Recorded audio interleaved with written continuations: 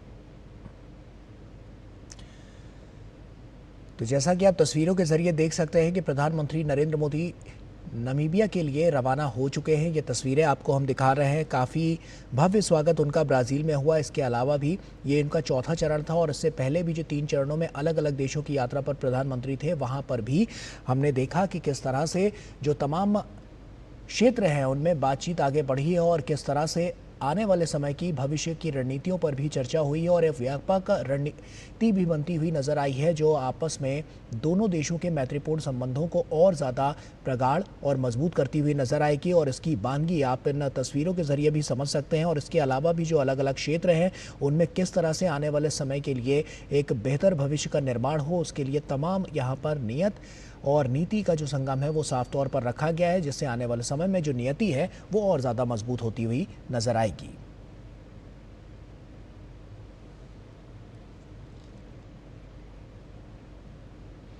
तो देखा आपने कि अब प्रधानमंत्री नरेंद्र मोदी ब्राज़ील से अब सीधे नामीबिया के लिए रवाना हो चुके हैं। वहाँ पर भी बहुत महत्वपूर्ण जो तमाम द्विपक्षीय वार्ता है वो होनी है और इसके अलावा भी भविष्य की रणनीतियों पर चर्चा होने के साथ साथ किस तरह से जो ये तमाम देश हैं वो कैसे भारत के साथ मिलकर वैश्विक जो चुनौतियाँ हैं उनसे पार पाएंगे, इस पर साफ तौर पर फोकस रहेगा। तो आप बने रहिए हमारे साथ। फिलहाल अभी हमें दीजिए इजाज़त। नमस्कार।